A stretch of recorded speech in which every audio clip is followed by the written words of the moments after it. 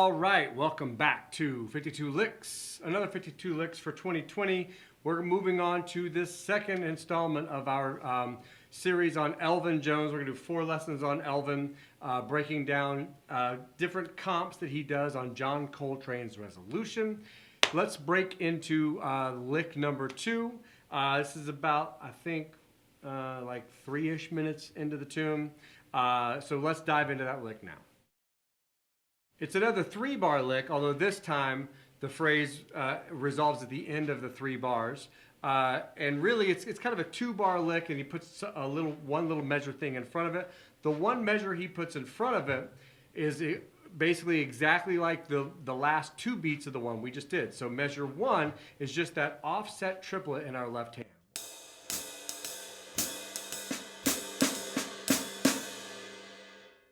That's measure 1. Measure 2. Some kind of cool stuff in there. Let's put those 2 together.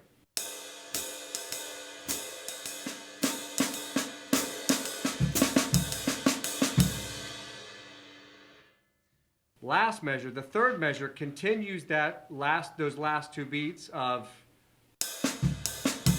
that sort of sound. Sorry, it's going to loop that for, basically we're going to do that for 2 beats. Then when we do it again on beats 3 and 4, we add a little extra, basically a 4-note rough.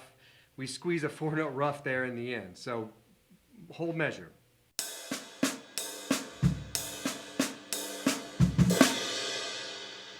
One more time.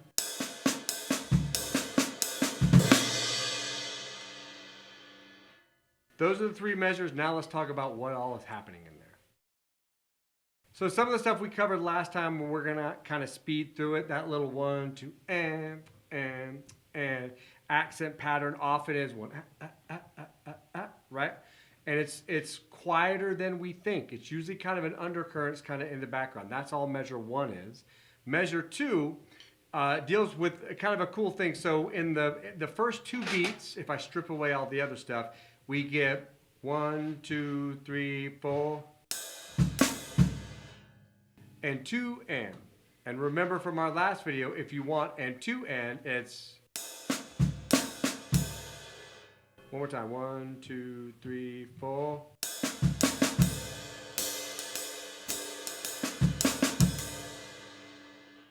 But he squeezes one more thing in there, and he squeezes in a flam with his hi-hat. So right before beat 2, one more time.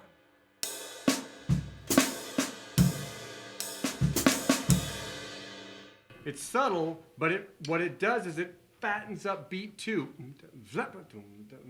Adds a little extra weight to it. So once you're comfortable playing, try to squeeze in that.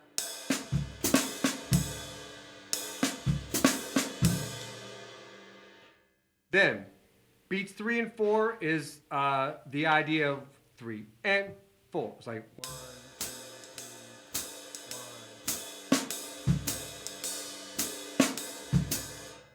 3, 1. And all we do is we add the little middle triplet quietly right before each of those.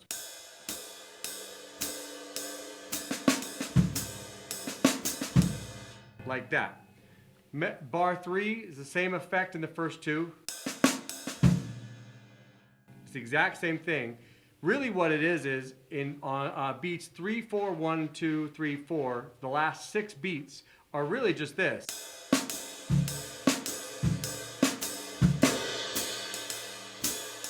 So those 2 measures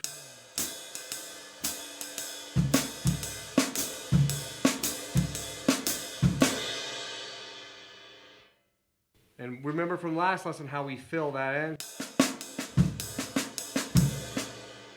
The only thing he does is at the very end he adds beat 4 is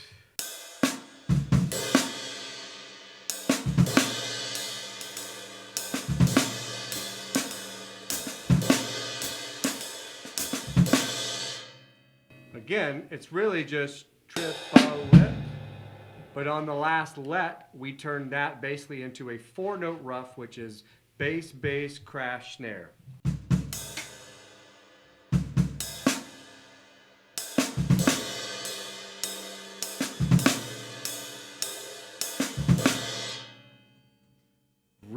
into that crash and really open up that flam. Make that right really come early.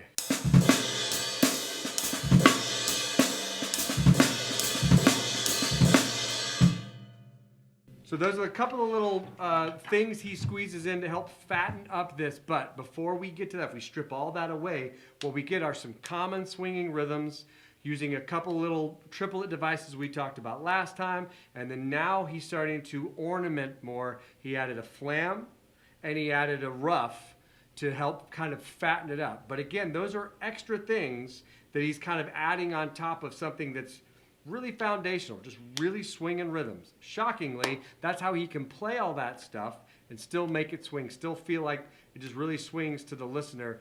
And when, you know, when I first started trying to add all that in, it just sounded like a train wreck. So we're gonna do two more on this. They'll get a little bit more complicated. We'll get into some over the bar stuff he does.